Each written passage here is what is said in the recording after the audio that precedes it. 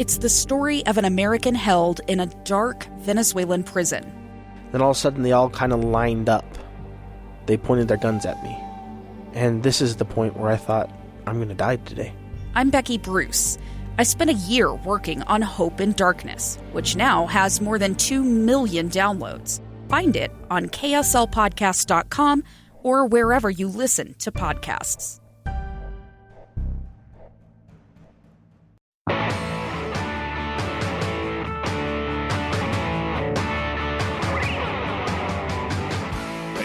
Casey Scott here, Project Recovery. I've got my co-host here, Matt Woolley. How you doing, Casey? I'm doing great. I mean, all things considered, yes. This is a podcast all about recovery and the world of recovery. Addiction and recovery, right? Yeah, and I'm kind of the catalyst into it because of all I've been through. You're the reason we're here. But no. The reason I'm here is because I want to share my story and talk about the things that I learned in detox, rehab, and 25 some odd years of partying. Yeah. And it was a world that I was kind of thrown into, but to be honest, the one that I kind of walked into myself. And so to get started, let's just talk about my story, if you don't mind, for a minute. Yeah, that's fine. I've been doing TV and radio for 25 years. And let's just say, when I was introduced into this business, I was told, whenever we see Casey, whenever we hear Casey, we want to think of fun. We want to think of fun.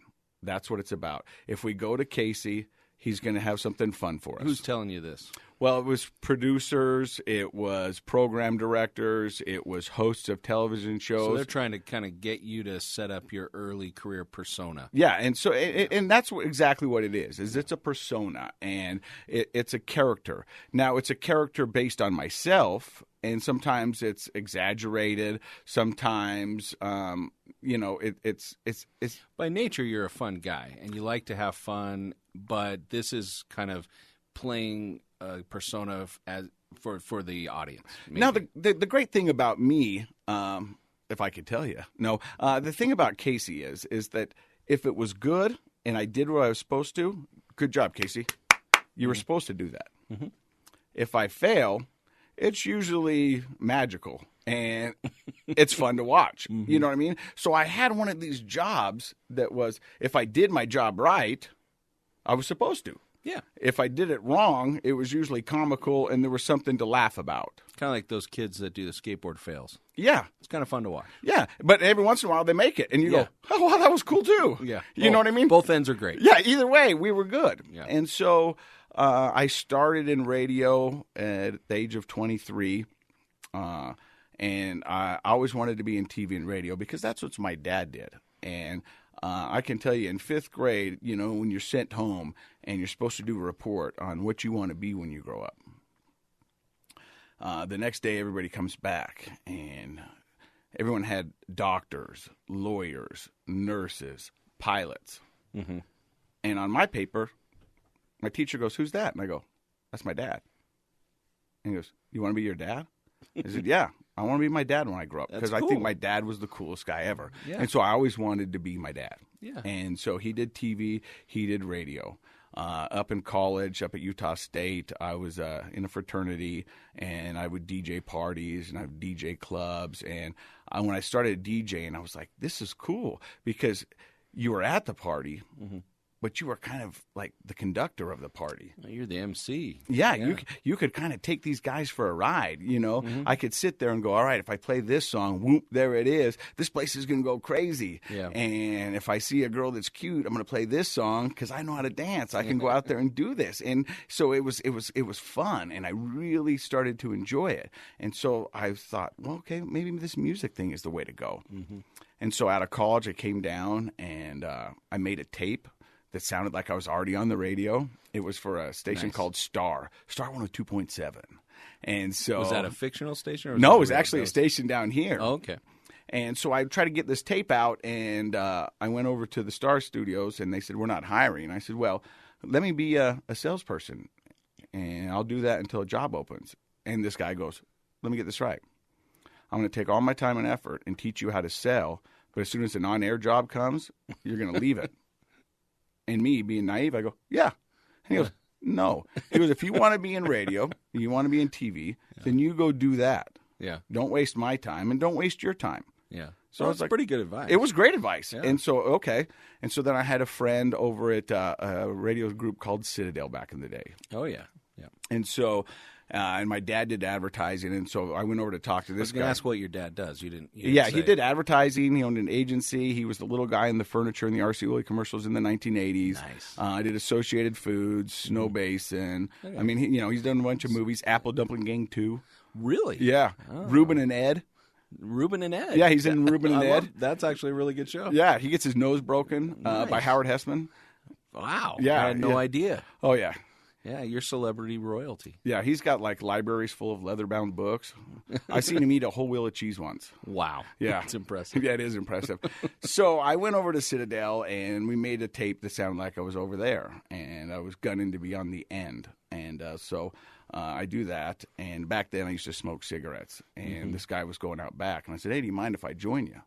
So I go out back and light up a cigarette, and I'm talking to this guy, and I'm like, hey, what's your name? And he goes, Dom. I go, your name's Dom? And he goes, yeah, Dom Casual.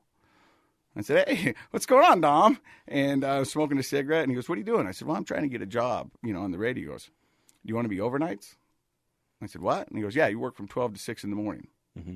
I said, I've never been on the air. And he goes, well, that's where you learn. Okay. So I came in from a cigarette, and I was the overnight guy on the end. Very nice. And so I'm doing that. And I think listeners to our podcast might remember Dom and Dom Casual yeah. and Biff Raff and Jimmy Chunga and Barb and Mike Lindsay and John Smith, Kerry Bushman. I mean, it was a fraternity. It was. It was cool, and it was a great introduction. And tobacco finally paid off. Yeah, it did. Yeah, big money. And so I got paid in CDs and pizzas from $5 Pizza. Nice. Yeah, it was good.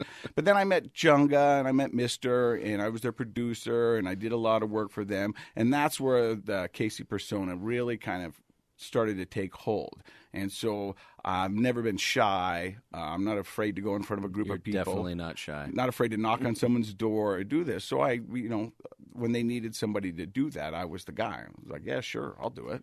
So just so everybody knows, you were outside the studio a lot. Yeah. You were running around on location. On doing location. gags. Yeah. and Running the things like front that. runner. So here's an interesting story real quick. This is probably the first time that I ever thought I was cool. So we had these tickets to a concert and a bunch of back-to-school stuff because it was back to school. I used to have sideburns down. They were more like lamb chops, both my ears pierced, long blonde hair. And the job was, they said, go pick a school and walk around. And if you walk up to people and they can answer the question, you give them back-to-school tickets or back-to-school stuff or tickets. So I'm down at BYU, and I'm walking around. And all of a sudden, I'm just inundated with people. We are huge down in Utah County. Yeah. And people are coming up to me, and I get on the cell phone afterwards, and I'm telling Chunga, I was like, Chunga, man, everybody knows who I am. This is great. This is great. And he's like, well, keep going. And I'm like, yes. And I run out of all my stuff in the first break. And afterwards, I'm talking to this guy, and I was like, hey, how did you guys know who I was and that I was down here? And he goes, it was pretty easy. And I go, how? And he goes, you're the only one smoking on campus. 2 earrings and a cigarette. Yeah. You And I was stand like, out. it probably wasn't hard to find out there on the campus at BYU. You know what I Yeah, mean? for sure. And so that kind of just fed into it. And then so. But what's fun about that is you were willing to kind of go out and be yourself anywhere you were, and I think got real positive attention for that. Yeah, I wasn't unapologetic. I didn't know. Yeah. You know what I mean? So I was just saying, hey, this is me. Yeah. And so in my career, although it's been a character of myself, it's always been based in really who I am and what I'm about and what I believe in. And I've always been honest and as much as I can with the public, with the fans, and with everybody. Yeah. So I did that for about 15 years, and then I moved into TV, and TV kind of had the same kind of deal. It was like, hey, news is bad, and we don't want everyone to always have bad news. It's kind of if you consume too much of the real world-based news, it can be kind of depressing. We want you to be a break in people's morning. We want you to do community stuff. We want you to showcase businesses that might not have the money to advertise. So let's send you out and, kind of follow in the footsteps of Allie McKay, who's my predecessor in Big Buddha. And so we would do that. And so the thing is about going from radio to TV. Anytime, whether it's my family, my ex-wife, or anybody, we had a hard rule. If we weren't getting along or my kids were acting up and somebody came up and said, "Hey, Casey, I just want to tell you, I love you on TV. I love it," and that, everybody snapped to. And everybody, meaning your kids, my and kids, my your wife ex-wife. played nice. So you guys had this conversation at home? Yeah, because I said, okay. "Hey, listen, so you're out at the Walmart and you're dragging your kid down the aisle because they're screaming. Yeah, and back then, to school Is that shopping. what we're talking about? Yeah, or okay. me because we've all been there. Yeah, me and the ex-wife are fighting. You know what I mean? And I was like, they expect me to be happy. They do this. Right. And so there became this pattern of always being happy and always wanting to, when people see you, go, "Hey, that guy's fun." You know what I mean? But throughout that whole time. But that kind of creates this situation where you're never off. You're always kind of on if you're out in public, right? I would be sitting there in bed with my ex-wife, and she would say, "You're not on TV. Quit being funny." Or... but that's the thing. That's what I'm laughing because that's tough. But my brain is now it's hard to switch. Hardwired to always looking at the bright side of something, always trying to get the laugh, always trying to reach out there and make someone's day. It doesn't matter what's going on with me. My job is to make you happy. My job is to make you laugh. Yeah. And a lot of this is self-imposed. I mean, that I put upon myself because this was the persona and this is what I'm believing and this is what I'm doing. But a little bit was because of the job. You know what I mean? And I think your job is dependent on interacting well with people, which I think you do naturally really well. You're really good off the cuff and you're able to joke around and laugh.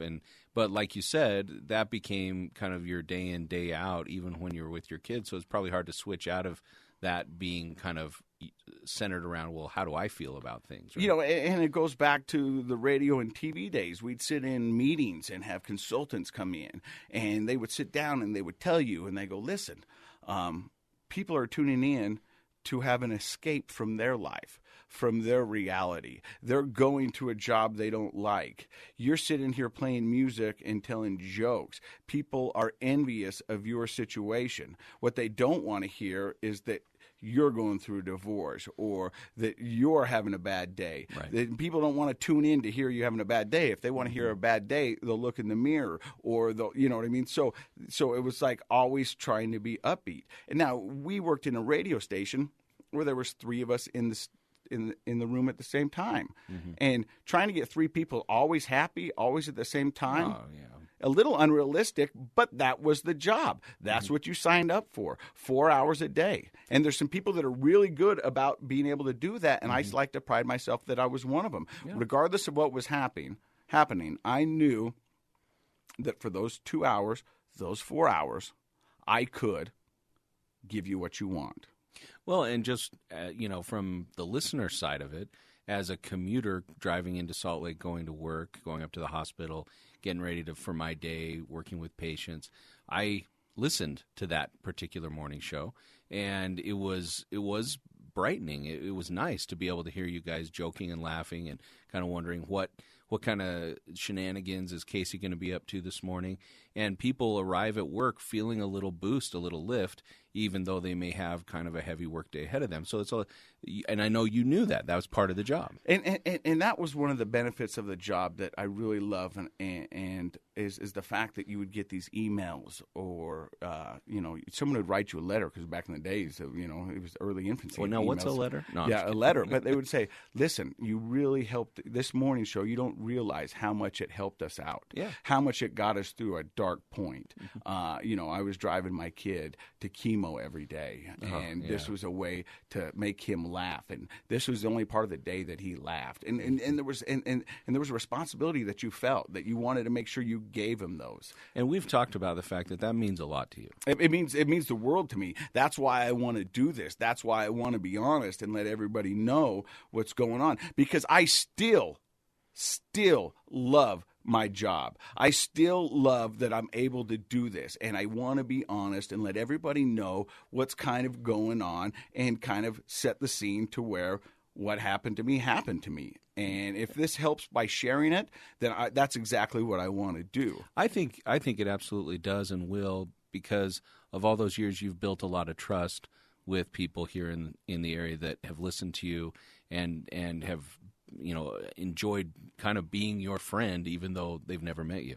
And I consider you friends, and I consider them friends, and I'm a good guy. Well, we're actually friends. Yeah. You and I. Yeah. Yeah, okay. I just want to make sure I was okay. Yeah, no, you're in. You're okay, in. all right. But I was a good guy with some bad habits, and we're going to talk a little bit more about that on the other side of this break.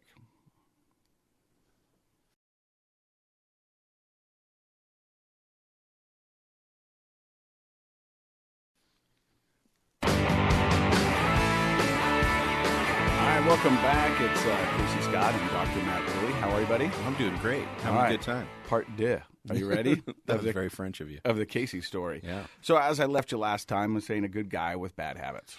Yeah. And, I've always, drank. I mean, I started when I was 16. And we're going to get to when it became a problem here in the end. Although I can tell you that it was probably a problem throughout the whole time. Yeah, but I mean, I think the drinking you did in high school was like a lot of teenagers. It was sporadic, and you weren't drinking heavily, were you? No. Yeah. Well, I mean, I was drinking, but I think it was more fun based drinking, if that makes sense. Yeah, at a party or that kind of stuff. Yeah. So, I've been in the industry 24 years. We talked about radio. We talked about TV.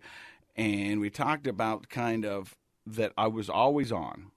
No matter what was going on, I was always on. If I was on the TV, I was on. If I was on radio, I was on. If I was at the Maverick, I was on. If I was at my kid's school. You kind of, because it was a public persona on the radio and TV, then when you were in public, you kind of felt like you still had to be you, right? Well, because I always hated, especially being in radio and TV, when you met some of your idols and you realized that they were jerks. Yeah. And that was talked about way more than if it was a good guy. If you met an idol and were someone that you liked and idolized and they were a jerk, you told everybody and anybody that would listen. Oh, yeah. Well, I mean, I had a weird experience in the parking garage at the Gateway. Not what you think. And there was a on-air... Wait, what was I thinking? I don't know. We'll talk about it later.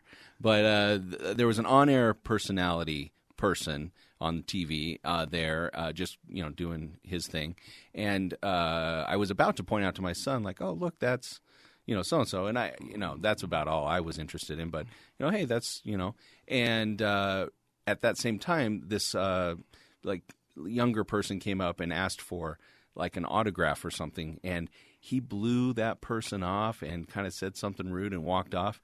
And I remember thinking, "Wow, I can't believe he'd act that way." And then later, as I do, I was thinking about that a lot, and I thought, well, he's just a regular guy, and he probably had whatever going on in his own life, and he wasn't horrible to the person, but he definitely blew him off, and it was all kind of a surprise. And I thought, I remember having that thought. It would be tough to have to be on all the time. Even, who knows, maybe he had just had a family issue going on, and he couldn't really be in his own head because somebody was coming up and talking to him. And that's the tough part about this job, because it's hard to play the poor me card when your job is to tell jokes, to interview celebrities, to do fun stuff, to get a front row at some of the greatest events. It's hard to say... Hang out with bands. Yeah, it's hard to say poor me. I mean, it's hard to say poor me, because people are going to go, wait a minute. Poor me, I'm pouring concrete and it's 30 below outside, or I'm, and so, I mean, it's perspective, and it's all perspective. And yeah, of course they are allowed to have a bad day, but you get into a mindset where you go, okay, I don't want somebody to go, I was at my kid's school and that guy from, Casey from TV was there, and you know what? He wasn't funny. As a matter of fact, he was downright rude. Yeah, and maybe I wasn't. Because you're right, bad news travels faster than good news. Yeah. And so you get into that mindset and you do it. And I remember one time I was working at that radio station. I was working at the end, and it was right before the 2002 Olympics, and we had no snow. And the whole town was going crazy. Yeah. We've got the whole world coming here, and we don't have any snow. What's going on? Mm-hmm. And so this is the fun part about the job. So we sit around. Well, what can we do? Well, we came up with this idea. We're going to burn these skis. You know what I mean? In effigy. And I hope I used that word. Yeah. It's a sacrifice. A sacrifice, if you Right. will. You're sacrificing to the snow gods. Yes. These skis. Yes. Bring Please, us some snow. Please. Right. We need it now. Yep. So it was me and John Smith, who's our producer on this show. And we're out there. John was there with you? Yeah, he was out there. And so Okay. here's the deal. I'll just set the visuals for you. We had 2 pairs of skis, formed a pyramid. Nice. And around them, we had in some old boots that we got at the DI. Mm-hmm. Put some tin foil on top of it. Okay, I've got a furry $600 jacket that some place up in Park City lent me for this week because we got the news coming. This is going to be cool. So they wanted to show their product. Yeah, it was a spider jacket. I still got it at home, and it's singed. I swear, and I won't throw it away. Yeah. Well, because I'm a little bit of a Spoiler hoarder. alert. But yeah. And so we're doing that, and I'm on the phone, and I'm talking to the host, and John Smith's out there. I got the TV on, and John's job was to go back there and pour some gas on it so it would light because we wanted to make skis? On the skis, yeah. So they would go, this big deal. Mm-hmm. And so I'm talking to the TV. John Smith's back there dumping gasoline on there. I don't realize how much gas he's dumping on there, but I guess he dumped a lot. Was it a full cup? It was a gallon. It Yeah. was a gallon. So of he dumped gasoline. it on there, and I'm talking to the TV, and they go, okay, we got to end this. And so the end's going to be go back and just light this thing on fire. They Okay? actually said when they're filming, like when you go back and watch, it was on the news, like it made national news. And when you go back and watch, Rod Decker actually says, notice how much gasoline is being poured on the skis. Yeah, and I didn't notice it because I'm into the TV That's doing where he my got job. his nickname, Go Big or Go Home. That's right. Yeah. And so I turn around, and I light these skis on fire. Whew. This pluff, boom, whatever it is of gas. Well, it and was fire. all those fumes were just hanging in the air. Next there, thing right? you know, no eyebrows, no bangs. My coat is singed. I'm still on the radio talking to the host. He's like, so tell me what's going on. And I said, dude, I'm on fire. And he goes, okay, so what's going on? I go, dude, I'm on fire. This bit is over. Yeah. And so I take the phone and I shut it off. So I'm in the bathroom. I'm splashing cold water on my face. I'm looking in the mirror. Trying to figure out how bad the damage is, right? Yeah, I can't see eyebrows. Someone's pounding on the door. I'm like, I'm in here. Oh, hold on. Pounding on the door. Okay. Finally open the door. Host comes in. And he goes, that you were on the phone with before? yeah, I was on the phone with. And he goes, just so we're clear, the bit's over when I say the bit's over. Oh, wow. And I said, look at my face. I was on fire. What else did you want? Yeah. You know, and that's incredible. That's the kind of pressure, that He wanted you to keep going with that bit, even Yeah. though you were on fire? yeah. Oh, my goodness. Or just keep going, or tell them that I'm on fire. Make the fire funny somehow? Well, but just go, look, I'm on fire, and maybe go into detail. But at that point, I'm in panic mode, And I'm like, I don't, like I said, all these things are going through. I can't afford a $600 jacket. I don't have eyebrows. I'm not even good with an eye pencil. I don't know what's going to happen. So, at my point, I'm thinking, You're in total crisis mode. Yeah, this is when you go to, Tintin, which is the longest song, so you can go out and make sure everybody's okay. Right. Kiss me. And so, and so there was kind of things like that. Well, I mean, how did that, what did that experience, how'd you process that afterwards? Like that whole experience of we're not over till I say we're over. Yeah, well, I'm new, and I'm kind of going, well, maybe this is what you do, and Okay. I don't know what it is. But I've always been a guy that says, well, even when I do TV or radio, they go, let's practice. And I go, I'd rather not. And they go, why? I know that about you. And I go, because if we practice, we're not going to get an honest, genuine reaction. Mm-hmm. And if I do it, this is going to be great. And if I don't, then I'm going to play with it and go off of it. Yeah. One time, I was working for Channel 2, and I was riding a bull. A real bull? A real bull. And the bull turned around and hit me and the rodeo clown, and the rodeo clown kneed me in the face and threw me up in the air. Oh, my God. And the camera's rolling the whole time. I get down. I still stay on the air. You can YouTube this. Casey Scott rides a bull twice and check it out. And I go back and I lock myself in the pen, and I stayed on the whole time. And I Are said, you serious? And I said, I'm done. I'm gotta out. watch And that. we've got to send this back to you guys. And they go, are you going to ride the bull again? I go, I don't think so. And so called me right after. They're like, are you okay? And I was like, I'm okay. They go, why don't you just go home for the day? I said, I think that's going to be good. I had a Gorbachev-sized bruise on my butt. I bet you It was did. bad. And then all of a sudden I'm laying there, and Channel 5 calls. And I go, I work for Channel 2, right? And they go, yeah, but did they make you ride the bull? And I was like, no. But Channel 5 did a story on Channel 2 of me riding a bull. Drama. Yeah, so, but what I'm saying is that it all seemed to work out sometime, and I'm game for it. Yeah. But Didn't you break your back once doing a bit on a snowmobile? no, I didn't break my back, but I did. I mean, I got a fake hip. I've got stitches. Right. I mean, I'm Johnny Knoxville without the cash. Right. You know? Right. And so, but what it did is it set a precedent. And it wasn't so much on the stations so much as me and myself of always just trying to go above and beyond. And that's what I mean by, like, how do you process that? Because what I hear you saying on the one hand is that you're kind of proud of yourself for being able to get back on the bull. Like, you're the guy that'll go out there and do these things and ride with it. But even when you do that, sometimes it's not always appreciated. Well, But I think it's appreciated, but when you're not able to have your own moment with it if it doesn't really go well. Like, for example, if you got caught on fire. Yeah. And so there was times like that. But then it kept going, and this thing kept getting bigger and bigger. And so I was sucked in, and so I didn't know how to get out of it.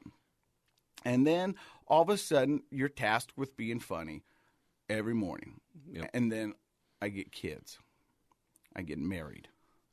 I want to come home, and it's hard to talk to somebody about this because my friends think I only work 7 minutes a day because that's all I'm on TV. Right. Friends and family, my brothers, think that I don't really work because they don't realize. Because they just see you having fun. Yeah. That's all they see. And over 25 years, I've cultivated this personality, and I've cultivated, my humor, and I've done all this. And it's hard to tell somebody, hey, man, I'm not doing good. And I came from an era where you don't tell people that you're not doing good. You buck up and you do it, and you get back on that bull. And so every time that something bad would happen, my ex-wife, God bless her, I would try to tell her, but she doesn't understand. That's why when you see a group of radio DJs, that group of, is geese, but a group of comedians is called a bidder because, you know what I mean? Because they can talk to each other. They understand, what I mean? Although it is a fun job, it still is a job. And you have to get up and do these things every morning, and you got to bring your A game. And I think people listening to this can kind of wrap their mind around the fact that you literally have to be on when you're working. Like, you're on. You're entertaining the whole time. And the reality is nobody wakes up feeling like be consistently in a good mood every day. No. Right? But it was a bar that I set for myself that I gave it everything I could to do it. And what I didn't realize of over 20 years of doing this, I lost what was important to me. It wasn't so much of what's Casey feeling or how's this going. It's what are you going to do tomorrow? What's going to happen? Mm-hmm. And so I never internalized my feelings. I never, you know what I mean? I just wouldn't give them the time of day, if you will. Or if I did, you know what would make that go away? A beer. Yeah. You know what I mean? That's what it would do. And so, so I'm doing all this. I'm on the top of the world, I feel, and I'm having a great time, accolades when you're out in public and all this stuff, but you come home and you feel alone. And I think part of, and you can tell me if this doesn't fit for you or not, but I think part of a job like that is how you feel about yourself. Is the only thing you think about yourself is, I must be doing well if I'm entertaining the other people. Like, the reflection of yourself is, okay, I'm doing well when they're laughing, when the bit's going well. But beyond that, not spending a lot of time thinking about your own feelings and how you feel about where you're at, where Casey's at. Yeah. You enter into Facebook and the social media world, okay? You get 10. Man, that was funny. That was great. That becomes white noise. You get one guy that says you're an idiot. or I can't believe you did this, or I can't believe you'd put this guy on there. And instead of thinking of the 10 people who said nice things about you, I'm going to spend all day long thinking about this guy. And I don't know why I'm giving this guy this much power, but I'm giving him the power. And it's now consuming my thoughts. Why doesn't he like me? Why doesn't he love me? Everybody else seems to love me, but this guy doesn't do it. Does this guy either know something that they don't know, or is this guy just being a jerk? Well, he was just being a jerk probably. But our brains are tuned into negative news more easily than positive news. And that's actually an evolutionary mechanism. Our brains tend to pick up on the negative much more clearly and astutely than the positive because it could be a danger that we need to avoid. That's just kind of how the brain works. So that's a very common phenomenon I've talked to other people in the media about, that they'll have 100 to 1 or 1,000 to 1, but that one negative comment will sometimes consume all their attention. And so that's what's starting to consume some of my attention. And then you throw in the fact of being married with 3 kids in life and all of that stuff. All of a sudden, life gets real hectic. Now, I'm not telling anybody out there something they don't already know, but it does. But the thing is that it affects me just like it would affect anybody else. And so throughout this time, I'm self-medicating when I'm down. And, I'm trying to be happy. I'm doing all this stuff. Or even just unwinding. Like, that's a lot of energy you put out during the day, and coming home and unwinding. Unfortunately, it was, with a beer. But I also felt like if I was going to go out and have beers with my friends or go out with parties, that I had to be the life of the party. Right. And at that point, my ex-wife's like, I don't want to go. I like you to be with you. I don't want to go do this. I don't want to go be a part of the Casey show. I see the Casey show. I want Casey. Yeah. And, that's a part of the reason we got divorced, and drinking was a part of it. Just having different beliefs and goals in life was a part of it, and all that stuff. So throughout this time, I'm drinking, I'm fighting with my wife, I'm trying to figure life out, and then it starts to go south. And I sit down and I talk with my wife, and she goes, I'm done. I'm out. And this goes on for, a year, 12 months, Do you think the two of you grew apart in part because of the Casey show? I think that has a lot to do with it. I think it was that. I think you grow up. I think you evolve and mature. And I think there was just a bunch of stuff that all came together. And I think at one point, we were married for 12 or 13 years. I think some people just roll over and look at that spouse and they either go, this is it, or they go, this is it.